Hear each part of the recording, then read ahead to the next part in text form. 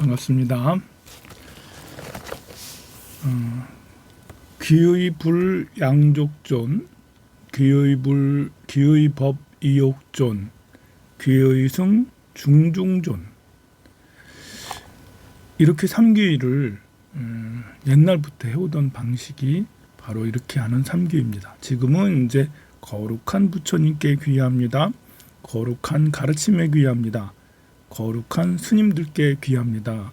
라고 그렇게 줄여서 했지만 귀의불 양족존, 귀의법 이욕존, 귀의승 중중존은 아주 오래전부터 전통 승가에서 해오던 방법이죠. 귀의불 부처님께 귀합니다. 뒤에 양족존이라는 것은 양족 두 가지를 구족했다. 두 가지를 완성했다. 가졌다라는 건데요. 두 가지란 복덕과 지혜를 말하는 거죠. 복덕과 지혜를 구족하신, 갖추신 부처님께 귀합니다. 귀의법 이욕존이라는 것은 이 욕심을 떠나다. 욕심에서 벗어났다. 욕심에서 자유로워졌다라는 말인데요.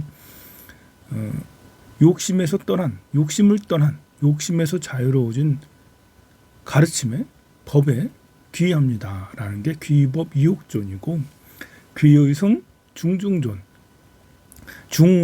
무리 중자입니다. 무리 가운데 으뜸이신, 무리 가운데 존귀하신 스님들께 귀합니다. 여기서 귀의승이라는 승은 아리아 승가라고 해서 모든 스님들을 다, 모든 이게 승이라는 것은 승가, 상가, 화합된 단체, 수행하는 사람들의 모임을 승가라고 하거든요. 그래서 승가가 이제 현전 승가가 있고요, 사방 승가가 있어요. 현전 승가는 이제 실제로 이렇게 보여지시는 그런 승가들을 현전 승가라고 하고, 사방 승가는 갖추어진 승가를 사방 승가라고 해요. 이렇게 승가의 가장 기본은 이제 4명 이상의, 그러니까 갈마를 할 수 있는, 참회를 하고 의식을 진행할 수 있는 스님들이 4분 정도는 있어야지 그 무리에서 갈마 의식을 할 수가 있거든요. 그래서 4명 이상의 스님들이 모여 있어야지 승가라고 그렇게 하고 하죠. 좀 더 넓은 의미의 승가라면 이제 그 수행 단체를 모두 다 얘기할 수 있겠죠. 비구, 비구니, 우바세, 우바이.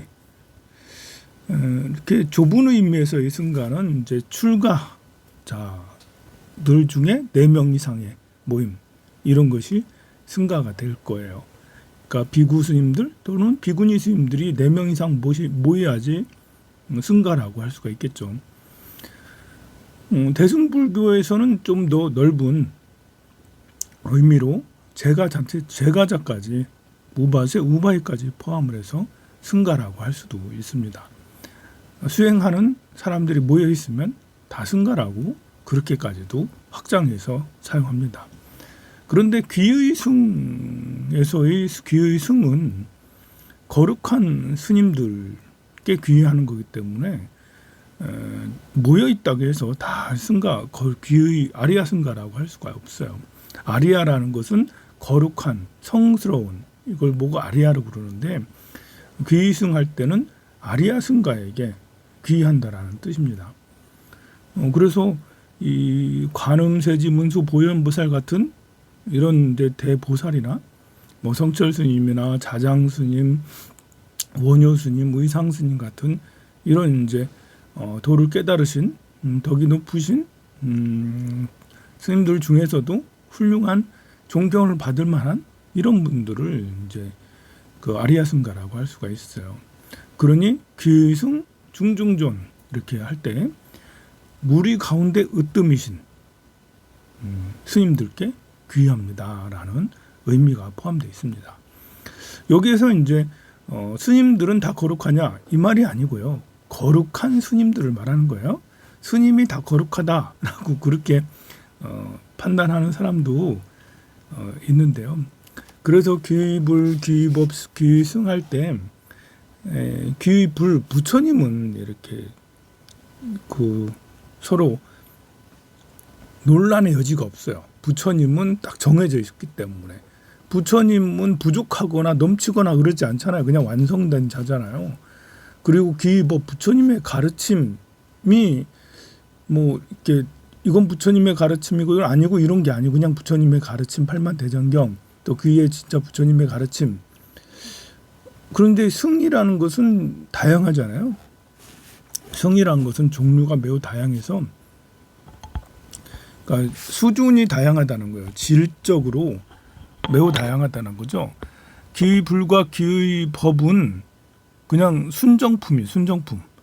근데 기의 승 할 때 승가는 순정품이 아니고 순정품이 되려고 하는 사람도 그리고 전혀 관심이 없는 사람도 수행 단체에 모여 있을 수 있기 때문에 그래서 귀승에 대해서는 승가에 대해서는 이제 논란의 여지가 있어요. 그래서 거룩한 스님이면 다 거룩하냐라고 해석을 하는 사람은 귀의승 할 때 그 승가의 스님들께 귀의합니다라는 이런 것에 번역을 그렇게 하는 것에 대해서 반대하고 그러죠. 그러나 우리 한글에서 거룩한 스님들이 다 거룩하다라고 해석할 수도 있지만 그렇게 해석하지 않고 진짜 거룩한 스님들 중에 거룩한 스님들을 얘기하기도 하기 때문에 스님들 중에 거룩한 스님들께 귀하는 건 아무 문제 없잖아요. 그거는 누구도 반론하지 않을 거예요. 그래서 이제 이렇게 생각하면 되는데 이제 반론의 여지가 있는 이런 사람들 중에서는 거룩한 승가에 귀합니다. 이렇게 바꾸자고 얘기하는 경우가 있죠. 거룩한 승가에 귀합니다라고 그렇게 해도 되지만 그렇게 번역을 그렇게 해서 해도 괜찮습니다. 그러나 스님들께 귀합니다라는 것이 훨씬 우리가 스님들 늘 불러왔고 더 이렇게 한글적 요소가 더 강하기 때문에 훨씬 더 낫지 않나라는 것은 제 개인적인 생각이죠. 거룩한 승가에 귀합니다라는 것은 이렇게 한글로 이렇게 돼 있지만 번역이 다시 한번 필요해요. 보면 승가가 거룩한 승가에 귀합니다라고 하면 승가가 뭔지에 대해 또 설명을 해야 되거든요. 물론 대부분의 많은 사람들은 거룩한 승가 할 때 승가를 스님들이라고 생각을 많이 하겠죠. 그러나 이제 이렇게 초등학교, 중학교처럼 불교를 접하지 않은 사람들은 거룩한 승가에 귀합니다면 승가를 무슨 뜻인지 모른다는 것입니다. 거룩한 스님들께 귀합니다라면 그러면 스님들은 모두 다 알아요. 그래서 좀 더 광의적으로 더 많은 사람들이 접하기 쉽게는 거룩한 스님들께 귀합니다라는 게 더 맞지 않나 저는 개인적으로 그렇게 생각을 해요. 자, 이런 승가는 부처님이 생기기 전에 부처님이 되기 전에 이렇게 모여서 같이 수행하는 단체들이 있었어요. 사문들이 출가한 사문들이 이제 고행자의 숲에서 같이 모여서 수행했죠. 부처님도 그분들 중에 한 분이었어요. 오비구와 함께 6년간 고행림에서 수행을 하셨잖아요. 그러고 나서 부처님은 깨달음을 이루셨고 깨달음을 이루신 후 오비구를 찾아가서 오비구를 부처님 제자로 제도를 했죠. 같이 수행하는 수행자에서 이제는 부처님과 제자들, 스승과 제자의 관계가 되었습니다. 그렇게 해서 5명의 비구가 제자가 생겼고 얼마 안 있어서 야사라는 청년이 귀의했고 야사라는 청년과 같은 친구였던 50명이 같이 또 귀의를 하게 됐어요. 야사를 찾아왔던 행방불명됐던 야사를 찾으러 오셨던 어머니 아버지 이분들이 정신사 청신녀가 돼서 이제 부처님과 5명의 제자들뿐만 아니라 더 많은 그룹이 이루어졌죠. 그래서 승가라는 이런 단체들이 더욱더 견고하게 정립이 형성이 되었던 것이죠. 그냥 부처님과 5명의 제자로 그냥 끝났으면 승가라고 좀 부르기가 좀 그랬을 거예요. 예수님하고 12제자들 이렇게 하니까 이들을 따로 뭐 승가다 뭐다 이렇게 하기가 좀 애매한 게, 예수님은 12제자 말고 직접 또 다른 직계제자가 따로 있는 게 아닙니다. 12제자가 그냥 바로 직계제자죠. 더 많은 포교를 해서 100명의 제자, 1000명의 제자 이래 됐다면 그 그룹들을 뭐라고 또 부르고 그랬을 거예요. 근데 우리 부처님은 깨달음을 이루시고도 45년 동안 설법을 하셨어요. 45년 동안 거의 매일같이 제자를 또 받으셨어요. 그러니까 얼마나 많은 직계 제자들이 계셨겠어요. 그들을 모두 다 승가라고 했어요. 비구니 스님들은, 여성 스님들은 이제 조금 나중에 생겼고요. 여러분들이 스님들이 이제 남자 스님이 있고 여자 스님이 있고 그러는데, 남자 스님을 비구 스님이라고 부르고요. 여자 스님을 비구니 스님이라고 부르는 거예요. 여승 이렇게 부르는 게 아닙니다. 여승, 뭐 수덕사의 여승 이렇게 해놨기 때문에 여러분들은 스스럼 없이 그냥 자연스럽게 여승 이렇게 얘기하지만, 우리 승가 내에서 여승이라는 이런 말은 쓰질 않아요. 약간 우리 말이 뭐 좀 나쁘다라는 것보다도 여승이란 말은 왠지 안 쓰여서, 쓰이면 뭔가 불편하고 뭔가 좀 이상한 이런 느낌이 있어요. 그냥 비구니 스님, 또 비구 스님 이렇게 이제 부르게 되는 거죠. 절에서는 이제 호칭이 속세랑 좀 이제 다른데요. 절에서는 언니, 형님 이런 걸 쓰질 않고요. 여성, 절에 다니는 여성이라면 보살님이라고 이렇게 부르고, 절에 다니는 남성은 거사님이라고 부릅니다. 절에 자주 다니고 하는 사람들은 이렇게 스님하고 대화할 때도 보살님이라면 집에 남편을 우리 남편이 이러지 않고 우리 거사가 이렇게 얘기를 하죠. 또 거사님이 스님하고 대화를 할 때 자기 부인, 자기 와이프, 자기 마누라 이런 말 하지 않고 우리 보살이 이렇게 얘기를 합니다. 그래서 이제 보살이라는 말, 거사라는 말, 이제 절에 이렇게 있는 절에 그 종무소나 법당에 여성이 앉아 있다면 부를 때 보살님 하고 이렇게 부르는 거고, 남성이 계시면 거사님 이러고 부르는 거예요.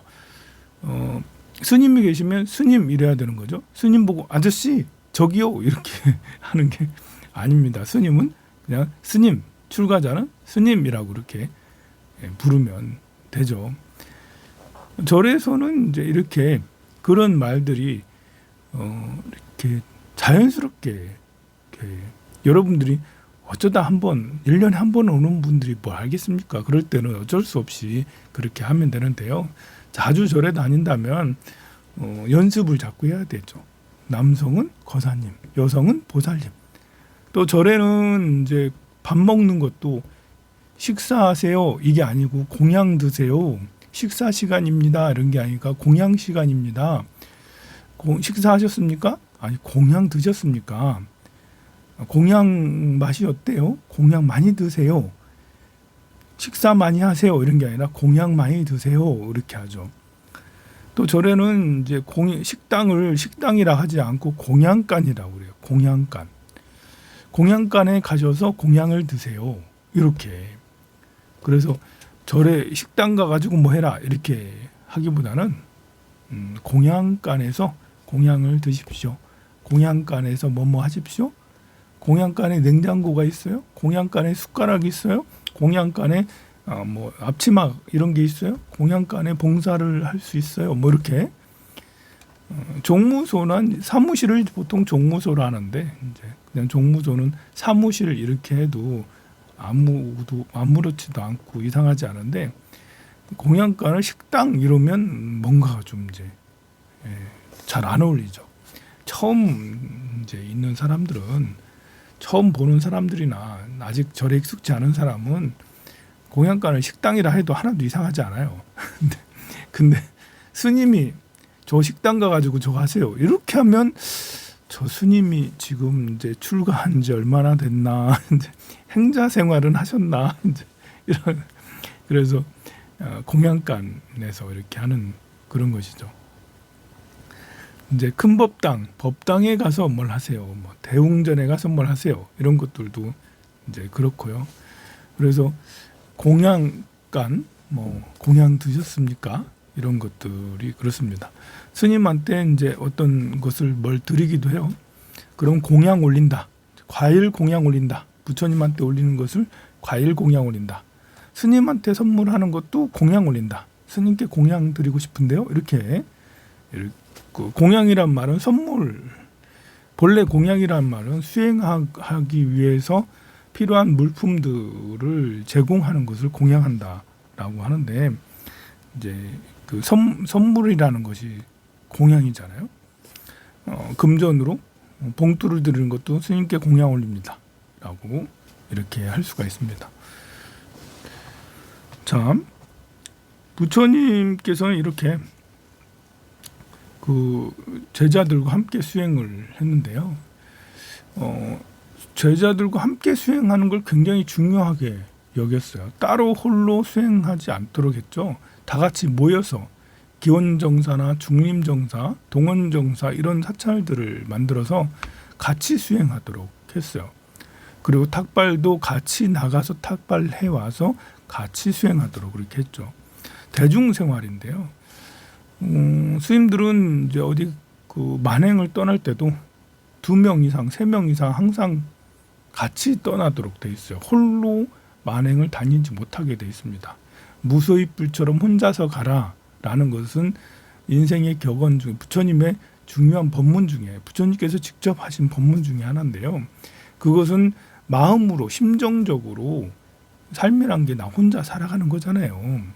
마음으로 보면 내가 배가 고파도 내가 고픈 거고 외로워도 내가 외로운 거지 같이 배고프고 같이 외롭고 이런 거랑 또 다른 겁니다. 그래서 내 스스로 헤쳐나가야 되는, 남에게 의지하지 않고 내 스스로 헤쳐나가는 것에 대해서 무소입불처럼 혼자서 가라라고 하는 것이지, 실생활에 누구랑 같이 뭘 하지 말고 네 혼자만 살아라 이런 말은 아니에요.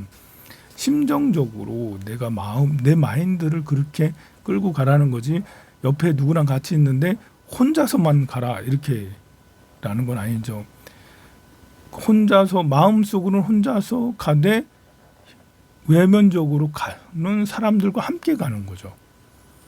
그래서 함께 가는 거기 때문에 수행자는 대중생활을 하고, 이게 바로 승가예요. 그래서 승가는 스님들을 예를 들어서 승가라고 그러는데 같이 모여 있기 때문에 승가인 거예요. 혼자 있으면 승가가 아니에요.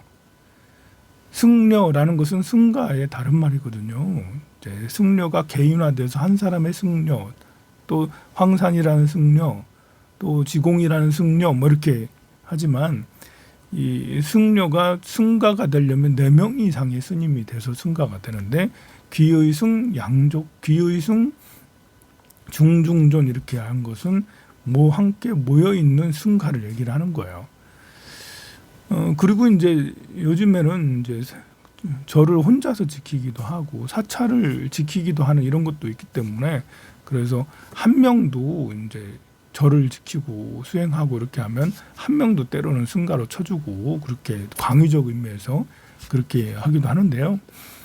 그래서 이 승가라는 것은 더더욱 같이 모여서 한다라는 것을 유념해야 되는 거죠. 부처님은 그렇다면 왜 같이 모여서 수행하는 걸 중요하게 여기냐? 같이 모여서 있어야지 내 자신을 알 수가 있기 때문에 그래요. 대상은 거울이에요.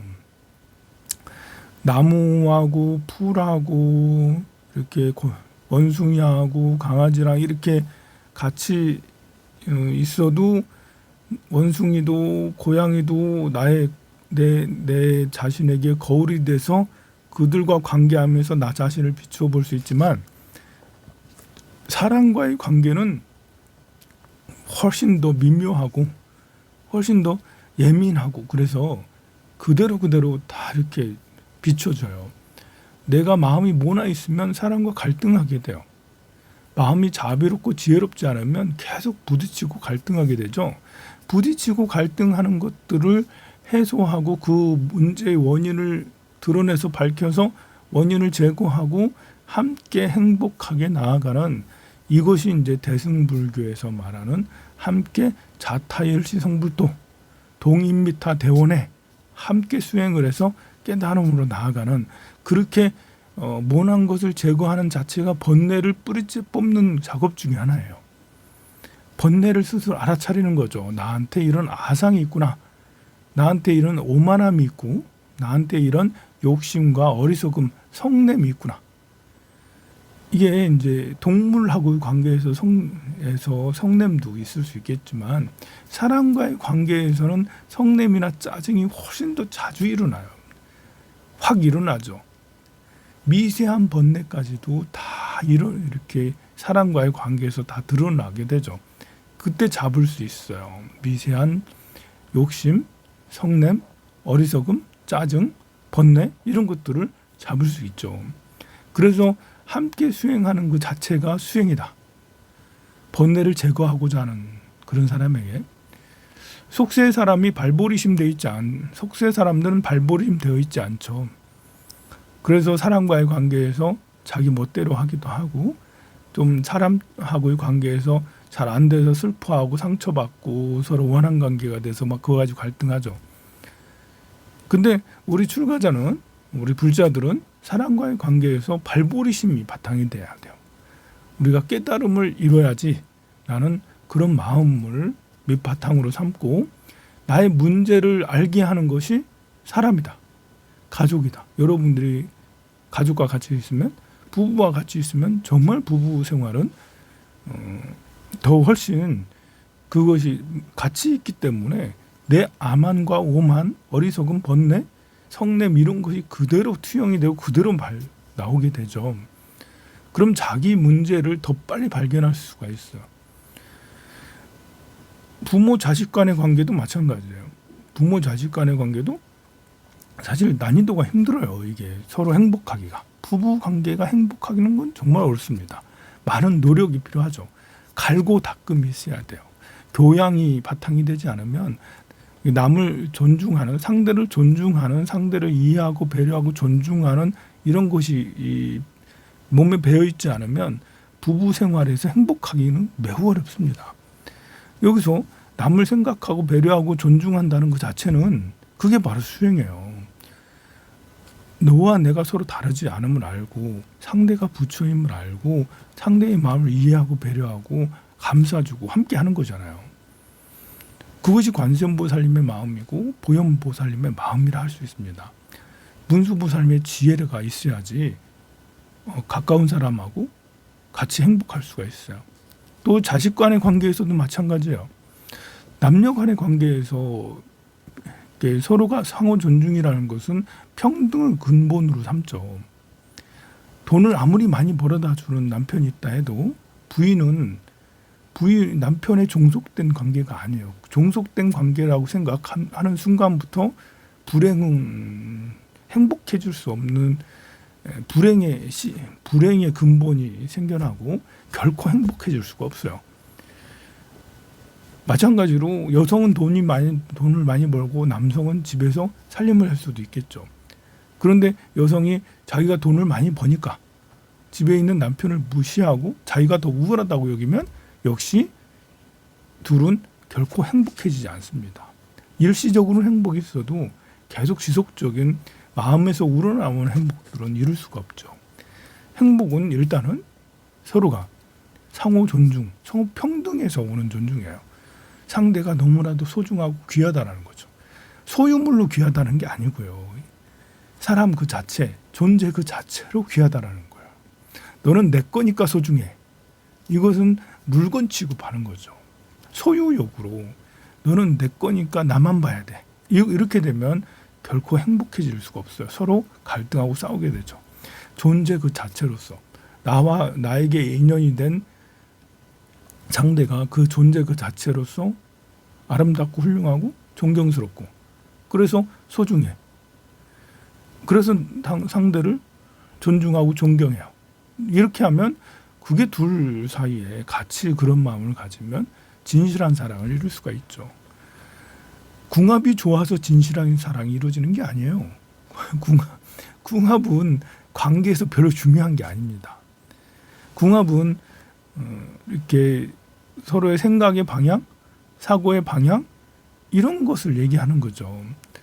근데 같은 방향을 사고하고 생각한다 하더라도 상대를 존중하지 않으면 불행할 수밖에 없어요.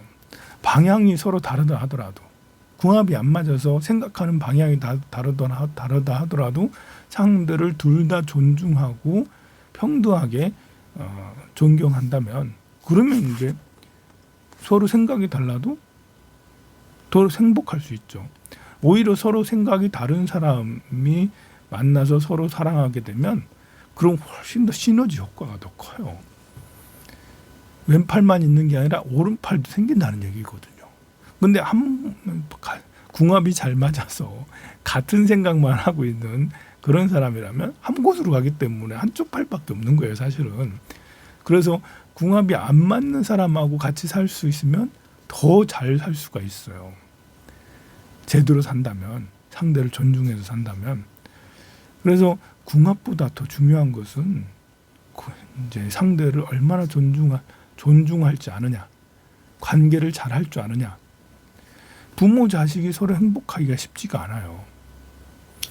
부모 자식은 저절로 이제 상하 관계가 생겨요. 부모가 스스로 쟤는 내 아들 딸이니까 내가 더 높다라는 생각을 해요. 그렇게 해서 서로 행복하기는 매우 어렵습니다. 때로는 가능하기도 해요. 자식이 생각이 어른을 잘 모시는 사람이 있어요. 그러니까 사람에 따라서도 부부라 하더라도 상하 관계를 가진 생각을 가진 사람도 행복할 수 있는 이유는 이제 그 사람들 중에 한 10% 정도는 위아래를 중요시 여기는 사람이 있어요. 그래서 윗사람 뜻을 거스르지 않고 따르려고 노력하는 사람이 있어요. 그냥 체질적으로 거부하지 않아. 위아래를 나는 아랫사람이라는 걸 스스로 인정해. 그래서 남편을 윗사람이라고 해서 잘 모셔. 이것이 체질화된 사람이 있어요. 아들도 그런 아들이 있어요. 딸도 그런 딸이 있고요. 한 10% 정도는 부모님을 모셔야 된다고 생각을 하고 체질적으로 그냥 잘 모시고 말씀 잘 듣고 부모님이 아랫사람 취급을 하더라도 그 말을 잘 듣고 잘 모시려고 하는 경우가 있죠. 이런 경우는 이제 노력하지 않아도 나름 잘 지낼 수가 있는 거예요. 하지만 모든 아들이 다 그렇지 않고 10% 정도랬잖아요. 복불복이라고 이렇게 삶을 복불복으로 살아서는 안 돼. 운이 좋아서 나는 아들하고 잘 지내는 거예요. 운이 좋아서 나는 부인하고 배우자랑 잘 지내는 거죠. 여러분들이 다른 배우자나 다른 아들, 딸들 낳았다면 결코 맨날 싸우게 될 수도 있다는 거죠. 그렇다면 무언인지 모를까. 더 중요한 것은 내 자신의 마음을 갈고 닦아서 나 자신을 스스로 존귀하게 여기고 그러면서도 겸손하고 상대를 존귀하게 여기고 상대에게 최선을 다하고 배려하고 말을 잘 들어주고 그 마음을 인정해주고 그 능력을 인정해주고 그리고 서로 함께 노력해서 더 나은 사람이 되기 위해서 함께 노력하려고 하는 그런 기본적인 마인드 이런 것을 갈고 닦아야 된다는 거죠. 그것은 대상이 없이는 이루기 어렵죠. 이 대승불교에서 가족을 중요하게 여기고 또 함께 수행하는 함께 모둠으로 같이 모여가지고 이렇게 수행한 걸 중요하게 여기는 것은 바로 그런 걸 이룰 수 있기 때문에 그래요. 혼자 수행을 하면 자기 문제 있음을 잘 몰라요. 함께 하는 법도 몰라요. 상대를 키워주는 것도 잘 몰라요. 그러나 같이 모여 있으면 가족이라는 것은 같이 모여 있는 거잖아요. 또 서로 흩어져 있다 하더라도 늘 뭐 이렇게 카톡이나 폰이나 이렇게 연락이 되어 있잖아요. 연결이 되어 있잖아요. 그렇다면 우리는 그 관계에서 발보리심을 해서 깨달음을 이루기 위해 스스로 깨달음을 이루고 상대도 깨달음을 이루고 스스로 행복하고 남과 같이 남을 행복하게 하기 위해서 노력하고 이런 것들이 이룰 수 있고 실천할 수 있는 것이 가족 관계죠. 그래서 가족 관계에서는 반드시 그렇게 상호 존중이 있어야지 행복을 이룰 수 있다. 같이 모여 있는 이제 이렇게 수행 단체도 역시 마찬가지죠. 저도 수행 단체에서 오랫동안 같이 수행했는데요. 이게 이제 기본적 마인드가 되어 있지 않으면 그냥 수행하는 울타리 정도밖에 생각하지 않아요. 해인사 선언, 통도사 선언에서 수행을 해요. 하한거, 동한거 90일 동안 딱 이렇게 그 시간을 딱 맞춰서 소임도 딱 맞춰서 자선한 시간도 딱 맞춰요. 그래서 그 시간에 수행하는 데 열중해.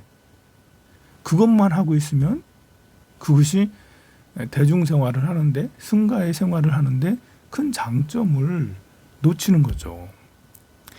그런 울타리 안에서 수행하는 장점 그것만 있는 게 아니죠. 같이 생활하면서 상대를 챙겨주고 상대랑 생각이 다르거나 갈등이 있으면 그것이 무엇이 문제인지를 생각하고 그래서 내가 내 마음을 자기 점검을 할 수가 있고 상대가 나를 점검해 줄 수도 있고 그래서 한 상대가 거울이 되는 대중생활이 될 수가 있는 거죠.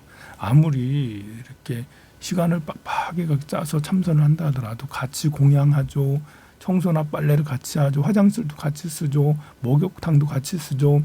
방도 같이 쓰죠. 그러니까 이렇게 생활을 24시간 생활을 같이 하면서 참선하고 그러기 때문에 가족보다도 더 친밀하게 이제 할 수 있죠. 그래서 너는 너, 나는 나 이렇게 살면서 할 수는 없잖아요. 살다 보면 여러 스님들이 모여 있기 때문에 누구는 이기적인 사람도 있고 누구는 지략적 이제 누구는 잔머리 굴리는 사람도 있고 누구는 이제 뒷담화하는 사람도 있고 누구는 욕심이 많은 사람도 있고 누구는 식탐이 많은 사람도 있고 다양한 사람들이 모여 있습니다. 그런 곳에서 자기 자신을 발견하고 함께 어우러져 수행할 수 있는 그런 열정이나 열기를 만들어내는 거 그것이 이제 참 수행이라고 승가적 삶이라고 할 수가 있죠. 부처님 당시에는 안거라는 걸 만들었어요. 안거라는 거는 동안거, 하한거 해서 여름 수행 기간, 겨울 수행 기간 해서 동안거, 하한거 이렇게 했거든요. 여름 수행 공간은 음력으로 4월 보름부터 7월 보름까지, 동안거인 겨울 수행 시간은 음력 10월 보름부터 정월 보름까지 이렇게 했습니다. 부처님 당시 때부터 있었던 건데요. 왜 부처님 당시 때부터 이런 수행 기간이 있었냐? 그것은 불살생과 관계가 있어요. 불살생과 함께 모여서 수행 기간하고 무슨 관계가 있냐면 인도는 몬순기후라고 하죠. 몬순기후는 우기라는 게 뚜렷합니다. 6월부터 8월까지가 우기예요. 양력 6월부터 8월까지가 늘 비가 많이 와요. 이렇게 몬순 기후로 인해서 비가 올 때는 밖에 나간다면 비가 오는 그런 몬순 기후에 밖에 나가면 이게 땅에 지렁이 같은 이런 것들이 많이 기어다녀요. 그때 걸어다니면 그걸 밟게 돼서 죽이게 된다라고. 그래서 그건 살생이다. 이제 우리 대한민국 헌법 또는 이제 법률에서는 이렇게 그 살생, 이제 살인죄라는 것이 사람을 죽이는 것만 살인죄가 되는 거죠. 동물을 죽인다고 해서 살인죄가 형성이 되는 건 아니에요. 요즘에는 이제 그 서양의 그런 법 중에서는 유럽의 특히 법 중에서는 보호법 같은 것도 있는데요. 우리나라에 동물보호법이 있는지는 잘 모르겠습니다만 비슷하게 적용되는 이런 것들이 점점 만들어지고 있는 것 같아요. 동물을 심하게 학대한다든지 가학한다든지 뭐 벌이 유기한다든지 이러면 어떤 법적인 제재가 점차로 만들어지고 그렇게 될 거예요. 하지만 최근래까지는 동물을 어떻게 가학을 하고 학대를 하고 죽이고 한다고 해서 무슨 뭐 이렇게 법의 심판을 받거나 그러지 않았잖아요. 그러지 않습니다. 그런데 이제 불교에서는 그게 아니에요. 불교에서는 법률이라는 것은 사람과 사람이 만들어낸 규칙이잖아요. 근데 불교에서 부처님의 가르침은 우주에 돌아가는 인과 여견의 인과의 법칙을 그대로 따르려고 노력해서 만든 계율이에요. 그래서 생명은 모두 다 소중하다. 나무의 생명도 소중하고 또 고양이, 강아지 같은 동물의 생명도 소중하다. 곤충의 생명도 소중하다. 그래서 이 생명들을 하나라도 살상을 하게 된다면 그 과보가 이어진다. 부처님께서는 이 생명에 대해서 살상을 하지 못하게 불살생 계율을 했어요. 불살생을 통해서 그 생명을 보호하게 했던 것이죠.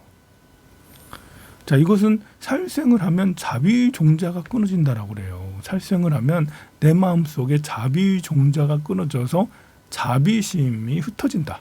자비심을 완성해야 되는데 우리가 번뇌를 끊으려면 지혜만 있어가지고 번뇌가 끊어지는 게 아니고 자비의 힘이 있어야지 번뇌가 끊어지는 거예요. 우리의 욕망, 어리석음, 화냄, 막 분노 이런 것들은 자비심으로 이렇게 그 지혜로서도 끊을 수 있지만 자비심도 함께 중요한 작용이 됩니다. 자비심이 있어야지 욕심도 끊어지고 번뇌도 끊어지고 성냄, 분노 이런 것도 끊어질 수가 있기 때문에 그렇죠. 살생을 하면 살아있는 생명들을 자꾸 상해를 하면 해치거나 이렇게 하면 자비심의 종자가 끊어져요. 무자비해요. 잔인해지죠. 그래서 잔인한 사람의 특징은 분노를 해도 아무런 죄책감이 없는 거예요. 상대에게 상처를 줘도 아무 죄책감이 없어요. 가장 심한 게 사이코패스죠. 잘못해놓고도 잘못한 줄 모르는 거. 이게 잔인함의 극치라고 할 수가 있어요. 잘못해놓고도 전혀 잘못했다고 느끼지 않는 거예요. 계속 그 살생을 하다 보면 그것이 잔인하게 되고, 잔인함은 그 사이코패스 같은 그런 이제 극악무도한 사람을 배출하게 되죠. 그래서 자비 종자가 끊어진다는 거예요. 모든 생명은 다 존귀해요. 나비의 생명도 존중하고 또 모기 파리의 생명도 소중하죠. 근데 이제 모기 파리를 우리가 아끼고 사랑하기에는 좀 쉬운 건 아니죠.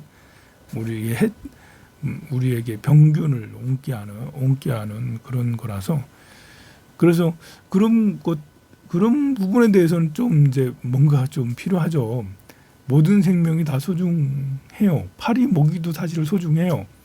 근데 우리는 파리 모기를 죽이지 말아야 되나? 살려두고 그냥 가까이 해야 되나? 이거는 참 그렇습니다.